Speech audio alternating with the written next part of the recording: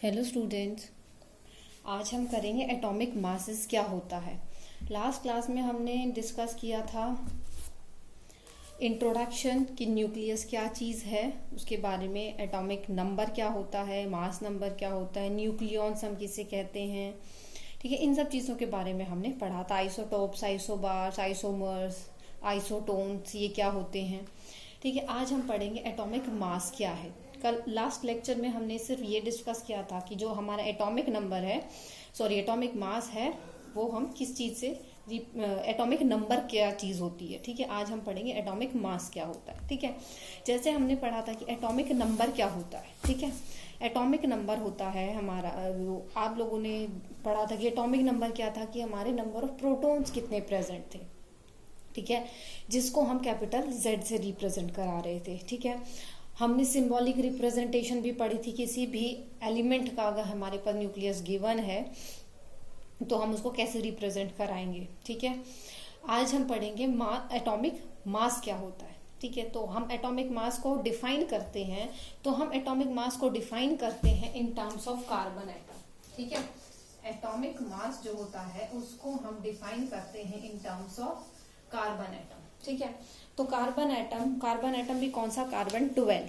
ठीक है, तो हम क्या बोलते हैं कि जो एक AMU, जो हमने लास्ट लेक्चर में यूज की थी टर्म, एक AMU, ठीक है, जिसे हम एटॉमिक मास बोल रहे हैं, तो वो जो हमारी क्या होती है, हम उसको रिप्रेजेंट कराते हैं इन टर्म्स ऑफ, या डिफाइन करते हैं, रिप्रेजेंट नहीं कराते, हम डिफाइन करते हैं in terms of carbon 12 atom. ठीक है, तो उसमें क्या होता है कि जो हमारा कार्बन 12 का एटम है, उसका जितना मास होता है उसको हम 12 स्मॉल पार्ट्स में ब्रेक कर देते हैं, और वो जितना रिप्रेजेंट कराता है उसे हम बोलते हैं एटॉमिक मास। ठीक है, और 1 AMU उसकी एक कांस्टेंट वैल्यू रहेगी। ठीक है, तो हम इसको क्या बोलते हैं कि जो हमारा कार्बन का मास है, C12 का जितना मास है हमारा, ठीक है, वो होता है हमारा 1.992 इंटू 10⁻⁻26 kg।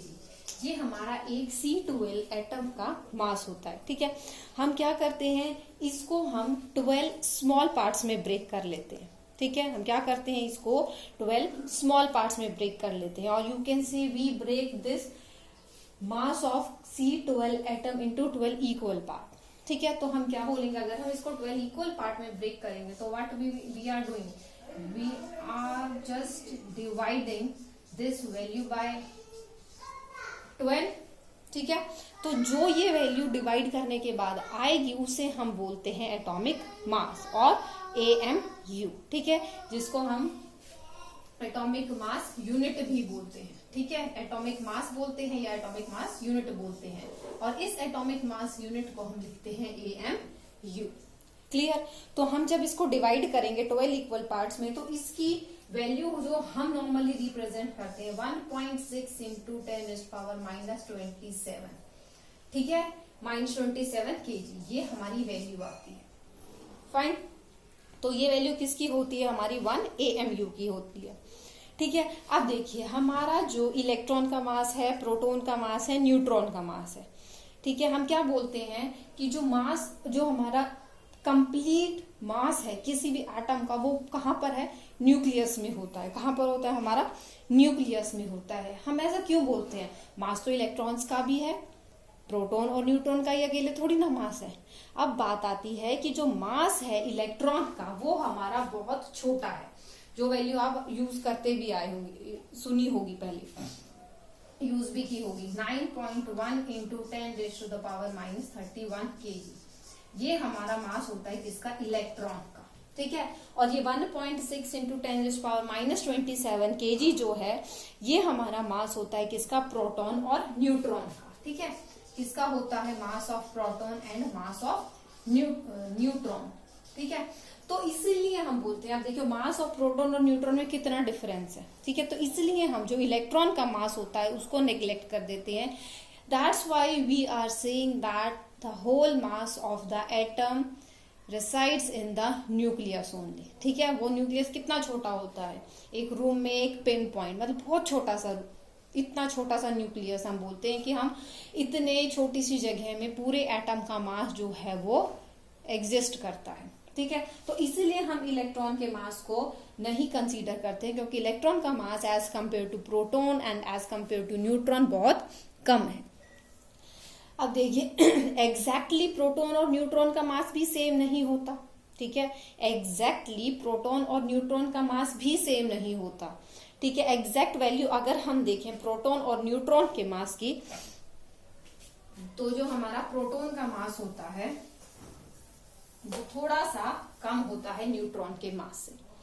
वो क्या होता है, थोड़ा सा कम होता है न्यूट्रॉन के मास से। मास of neutron, mass of neutron और मास ऑफ प्रोटॉन की अगर हम बात करें 1.67 into 10 raised to the power minus 27 into 10 raised to the power minus 27 kg, ठीक है।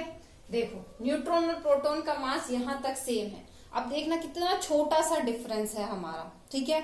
न्यूट्रॉन का मास हमारा होता है 49 और ये होता है 26। इतना छोटा सा डिफरेंस है। इसी डिफरेंस की वजह से हम बोलते हैं mass of neutron is greater than mass of proton, ठीक है।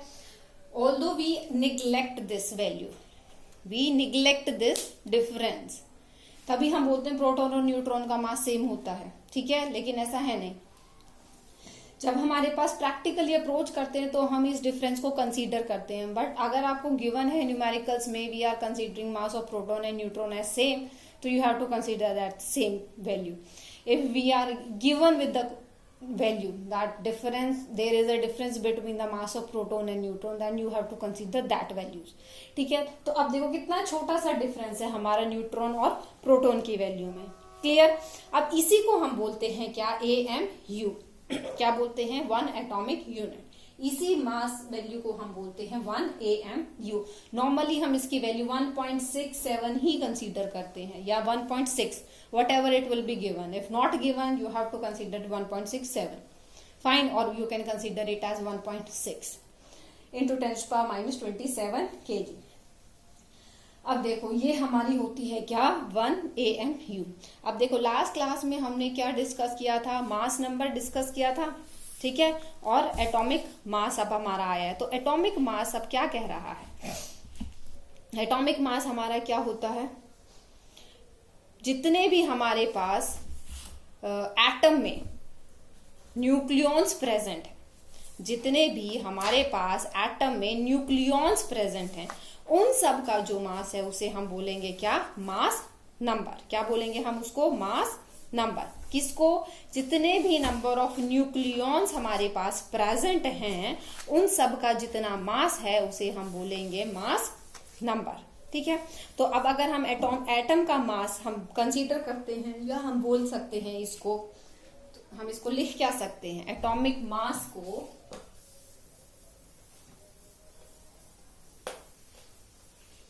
हम अगर किसी भी एटम के मास की बात करते हैं तो हम क्या बोलते हैं, atomic mass is the value that is represented by 1 AMU, or we can say that it is the mass of total nucleons present, or we can say that there is mass atomic number into जो आपका वो होता है 1 AMU, ठीक है।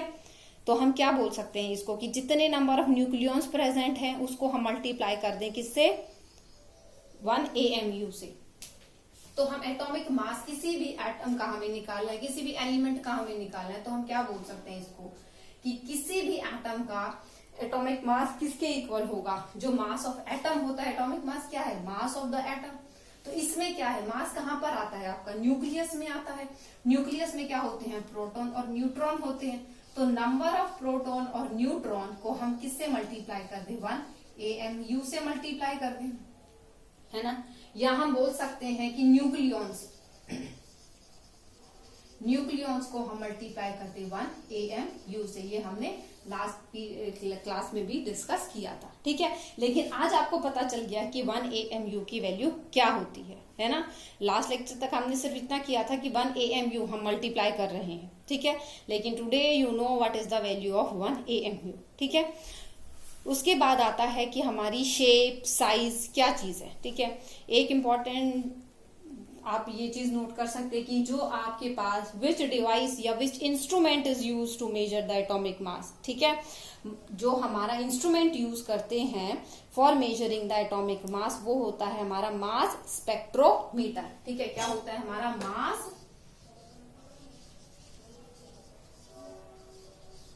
Spectrometer.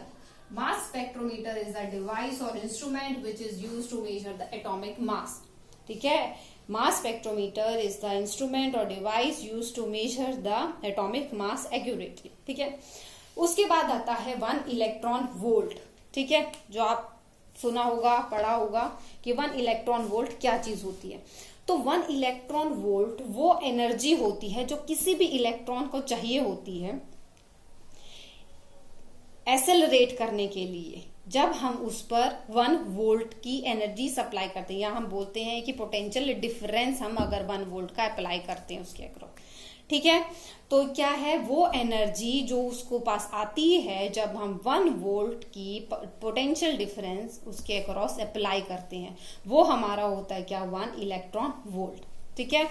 तो 1 electron volt क्या है? 1 इलेक्ट्रॉन वोल्ट एनर्जी है जो किसी भी इलेक्ट्रॉन को मिलती है या किसी भी एटम को मिलती है, ठीक है। इलेक्ट्रॉन नहीं हम बोल सकते हम, ठीक है। जो हम बोल कि कोई भी इलेक्ट्रॉन एक्वायर कर रहा है, ठीक है। इलेक्ट्रॉन वोल्ट से हमारा क्लियर हो रहा है कि हमारा इलेक्ट्रॉन उस एनर्जी को एक्वायर कर रहा है, ठीक है। इलेक्ट्रॉन एनर्जी को एक्वायर कर रहा है, कब वो एनर्जी को एक्वायर कर रहा है? जब हम 1 वोल्ट का पोटेंशियल डिफरेंस अप्लाई कर रहे हैं उसके अक्रॉस, ठीक है। हमारा इलेक्ट्रॉन एनर्जी को एक्वायर कर रहा है जब हम 1 वोल्ट की पोटेंशियल डिफरेंस उसके अक्रॉस अप्लाई कर रहे हैं, ठीक है। तो हमने इसको रिप्रेजेंट कराते हैं ईवी से, इलेक्ट्रॉन वोल्ट, ठीक है। नेम से क्लियर है इलेक्ट्रॉन कितना एनर्जी एक्वायर करेगा या एक्सेलरेट होगा एनर्जी एक्वायर करने के बाद, कब? जब उस पर 1 वोल्ट की एनर्जी या पोटेंशियल डिफरेंस आप अप्लाई करेंगे, ठीक है। तो इलेक्ट्रॉन वोल्ट से क्लियर हो रहा है आपका कि इलेक्ट्रॉन एनर्जी एक्वायर करेगा जब वो एक्सेलरेट करेगा। एक्सेलरेट कब करेगा? जब उस पर 1 वोल्ट की पोटेंशियल डिफरेंस हम अप्लाई करेंगे, ठीक है। तो ये तो हमारा क्या है 1 इलेक्ट्रॉन वोल्ट। अब 1 इलेक्ट्रॉन वोल्ट की वैल्यू अगर हम जूल्स में लिखते हैं तो वो होती है 1.6 इंटू 10⁻⁻90, ठीक है, जूल्स। और एक्यूरेटली अगर हम बोले तो 1.602 इंटू 10⁻⁻90, ठीक है। तो हम 1 इलेक्ट्रॉन वोल्ट को अगर हम टर्म्स में जूल्स की टर्म में लिखें तो इसकी वैल्यू होती है 1.602 इंटू 10⁻⁻90 जूल। ये हमारी वैल्यू होती है इलेक्ट्रॉन। और ये 1 वर्ड का आपका क्वेश्चन बनता है कि 1 इलेक्ट्रॉन वोल्ट कितने जूल के इक्विवेलेंट होता है, ठीक है। That means 1 electron volt is equal to how many joules. Fine. दूसरा आता है आपका एक MEV, ठीक है। MEV इसकी फुल फॉर्म है मिलियन इलेक्ट्रॉन वोल्ट। क्या है? Million electron volt. तो अब मिलियन इलेक्ट्रॉन वोल्ट में है तो इसका मतलब क्या हो गया? मिलियन क्या होता है? 10⁻⁶, ठीक है। तो दैट मीन्स 10⁻⁶ इलेक्ट्रॉन वोल्ट। तो अगर हम यहां से इसको इक्विवेलेंट करें तो 10⁻⁶ से यहां भी मल्टीप्लाई करेंगे 1.602 इंटू 10⁻⁻30 जूल, ठीक है।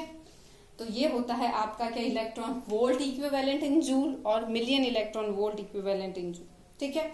तो अब देखिए आपसे ये क्वेश्चन पूछा जा सकता है 1 वर्ड मतलब MCQ में या 1 वर्ड में 1 मार्क्स के जो आपके क्वेश्चंस आएंगे कि MEV की फुल फॉर्म क्या है, ठीक है। या आपसे बोला जाएगा कि 1 इलेक्ट्रॉन वोल्ट कितने जूल्स के इक्विवेलेंट होता है, ठीक है। So you have to prepare these type of questions for 1 word. Fine. उसके बाद आता है आपका न्यूक्लियर साइज शेप क्या है, ठीक है। न्यूक्लियस की साइज शेप कैसी है, हम उसको कैसे यूज कर रहे हैं। अब देखिए, आपने देखा कि जो हमारा न्यूक्लियस है, ठीक है, जो हमारा न्यूक्लियस है हम उसको ऑलमोस्ट स्फेरिकल कंसीडर करते हैं, ठीक है। हम क्या करते हैं? जो हमारा न्यूक्लियस है उसको हम ऑलमोस्ट स्फेरिकल कंसीडर करते हैं, ठीक है, क्योंकि हमारी बहुत स्लाइट डिफरेंस होता है स्फेरिकल शेप से। तो जो हमारी शेप होती है न्यूक्लियस की वो हमारी होती है स्फेरिकल शेप। ठीक है, कैसी शेप होती है हमारे न्यूक्लियस की? स्फेरिकल शेप होती है। ठीक है, तो अगर हमारे पास स्फेरिकल शेप है तो हम साइज निकाल सकते हैं। ठीक है, हम साइज निकाल सकते हैं। तो साइज के लिए हम देखिए क्या करते हैं। साइज के लिए हम बात करेंगे तो अगर हमारा न्यूक्लियस है स्फेरिकल शेप का है तो हमने क्या, रदरफोर्ड ने, हमने तो नहीं, रदरफोर्ड ने नंबर ऑफ और साइंटिस्ट ने बहुत सारे एक्सपेरिमेंट्स परफॉर्म किए। तो वो क्या बोले कि जो हमारे साइज होगा, ठीक है, जो साइज होगा हमारा न्यूक्लियस का, या हम बोल सकते हैं वॉल्यूम। हमें साइज निकालने के लिए हमें क्या चाहिए? रेडियस चाहिए, तभी हमें पता चलेगा साइज क्या है ना। तो वॉल्यूम में हमारा साइज आता है। तो रदरफोर्ड ने नंबर ऑफ एक्सपेरिमेंट्स कंसीडर किए और साइंटिस्ट ने भी नंबर ऑफ एक्सपेरिमेंट्स कंसीडर किए। तो उन्होंने ये कंक्लूजन निकाला कि जो न्यूक्लियस का वॉल्यूम होता है वो जितने न्यूक्लियॉन्स उसमें प्रेजेंट होते हैं उसके प्रोपोर्शनल होता है। ठीक है, जितना हमारा वॉल्यूम है किसी भी एटम का या किसी भी न्यूक्लियस का, ठीक है, वॉल्यूम है किसी भी न्यूक्लियस का, वो किसके प्रोपोर्शनल होगा? जो उसमें न्यूक्लियॉन्स प्रेजेंट होंगे। ठीक है, तो वॉल्यूम क्या होता है स्फीयर का? 4/3 पाई आर क्यूब। ठीक है, क्या होता है वॉल्यूम हमारा? 4/3 पाई आर क्यूब। ये किसके प्रोपोर्शनल है? जो हमारे पास नंबर ऑफ न्यूक्लियॉन्स है। और नंबर ऑफ न्यूक्लियॉन्स क्या है आपके? Proton plus neutron. और प्रोटॉन प्लस न्यूट्रॉन को हम क्या बोलते हैं? Mass number. इसको हम रिप्रेजेंट कराते हैं ए से। प्रोटॉन प्लस न्यूट्रॉन ही हमारे न्यूक्लियन होते हैं और उसको हम बोलते हैं क्या? Mass number. तो हम क्या बोल सकते हैं कि जो वॉल्यूम है वो हमारी डायरेक्टली प्रोपोर्शनल है किसके? मास नंबर के। तो 4/3 पाई आर क्यूब जो है हमारा वो डायरेक्टली प्रोपोर्शनल है किसके? नंबर ऑफ न्यूक्लियॉन्स के। तो अगर हम यहां से इसको सॉल्व करते हैं तो हम क्या बोल सकते हैं? डायरेक्टली प्रोपोर्शनल है, डायरेक्टली प्रोपोर्शनल है तो 4/3 पाई भी हमारा कांस्टेंट है प्रोपोर्शनलिटी में, हम उसको ऐड कर लें। जो साइन है हमारा प्रोपोर्शनलिटी का, वो प्रोपोर्शनलिटी का हटा के हम क्या करते हैं? कांस्टेंट वैल्यू तो लेकर आते हैं। तो अब हमारे पास क्या ये भी कांस्टेंट वैल्यू है। तो हम क्या बोल सकते हैं कि जो हमारा रेडियस है न्यूक्लियस का वो डायरेक्टली प्रोपोर्शनल है किसके? ए के, क्योंकि कांस्टेंट टर्म है। तो हम क्या बोलते हैं कि जो रेडियस है that is directly proportional to क्या? a raised to the power 1/3, a raised to the power 1/3। तो अगर हम इस कांस्टेंट वैल्यू को हटा, जो साइन ऑफ प्रोपोर्शनैलिटी को हटाते हैं तो हमारे पास एक कांस्टेंट वैल्यू आ जाएगी जिसे हम बोलते हैं क्या? रिप्रेजेंट कराते हैं R0 से। ठीक है, क्या रिप्रेजेंट कराते हैं हम उसको? R0 से। R क्या है? हमारा रेडियस है और R0 हमारा क्या हो जाएगा? कांस्टेंट हो जाएगा। ठीक है, R0 हमारा क्या हो जाएगा? कांस्टेंट हो जाएगा। अब उस R0 की वैल्यू होती है हमारी 1.2 इंटू 10⁻⁻15 मीटर। ठीक है, अगर हम R को रिप्रेजेंट कराते हैं equal to R0 a raise to the power 1/3। R0 क्या है? कांस्टेंट है, साइन प्रोपोर्शनैलिटी हटाया है हम। तो R0 की वैल्यू है हमारी 1.2 इंटू 10⁻⁻15 मीटर। ठीक है, 1.2 इंटू 10⁻⁻15 मीटर। ठीक है, तो ये वैल्यू आपको लर्न करनी है। ठीक है, तो ये किस में होगी? रेडियस, जो हमारा रेडियस है वो मीटर में निकलेगा। ठीक है, तो ये वैल्यू भी हमारी किस में है? मीटर में है। अगर ये 1.2 गिवन है, अगर R0 की वैल्यू 1.2 गिवन है तो ये इसका मतलब ये वैल्यू मीटर में नहीं है, ये वैल्यू होगी हमारी फर्मी में। ठीक है, ये किस में होगी? इसकी यूनिट क्या हो जाएगी? फर्मी बन जाएगी। फाइन, तो ये है क्या आपका साइज। कोई भी आपका न्यूक्लियस किसी भी एलिमेंट का है उसका रेडियस हम निकाल सकते हैं। ठीक है, उसके लिए हमें सिर्फ क्या पता होना चाहिए? उसका मास नंबर पता होना चाहिए। ठीक है, क्या पता होना चाहिए? हमें सिर्फ उसका मास नंबर पता होना चाहिए। तो उसका अगर हमें मास नंबर पता है then we can find the size of the nucleus. उसके लिए हमें सिर्फ एक R0 कांस्टेंट की वैल्यू पता होनी चाहिए। हम उसका जो क्या बोलते हैं रेडियस जो है वो डिटरमाइन कर सकते हैं। ठीक है, तो ये है आपका साइज और शेप जो हम डिटरमाइन कर सकते हैं। ठीक है, अब देखिए डेंसिटी आप खुद निकालना। डेंसिटी हम क्या फॉर्मूला होता है, मास अपॉन वॉल्यूम। ठीक है, मास अपॉन वॉल्यूम डेंसिटी का फॉर्मूला। ठीक है, you have to calculate the values by own. ठीक है, डेंसिटी क्या होती है आपकी, डेंसिटी होती है हमारी मास अपॉन वॉल्यूम। तो मास आपको पता है क्या है, that is atomic mass. Atomic mass, ठीक है, चलो we will do this in next. अब आप सुन लीजिए, खुद से ट्राई करना। आपके पास होता है एटॉमिक नंबर, उसको अगर हम AMU से मल्टीप्लाई कर देते हैं तो आ जाता है हमारा एटॉमिक मास। ठीक है, तो डेंसिटी का फॉर्मूला आप लोगों को पता है क्या होता है, मास अपॉन वॉल्यूम। ठीक है, क्या फॉर्मूला होता है आपका, मास अपॉन वॉल्यूम। तो मास भी आपको पता है क्या होता है। ठीक है, density equals to mass upon volume.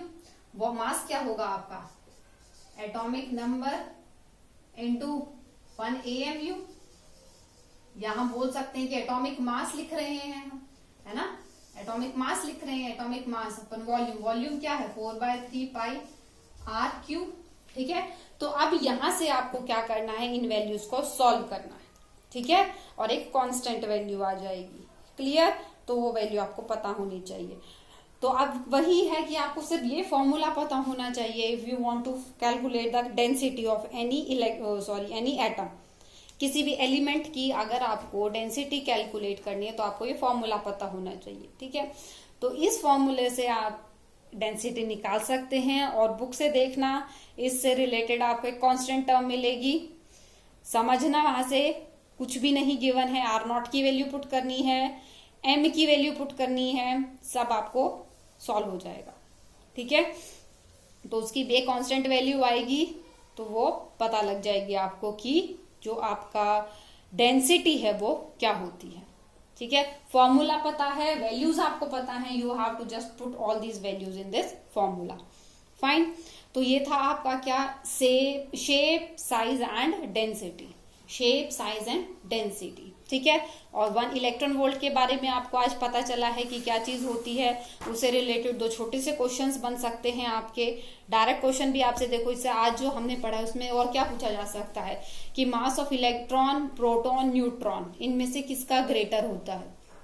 ठीक है, या आपसे कंपैरिजन पूछा जा सकता है कि mass of mass of proton is greater than mass of neutron, और mass of neutron is greater than mass of proton, और दे आर इक्वल। ठीक है, तो this is all for today's class. Thank you students.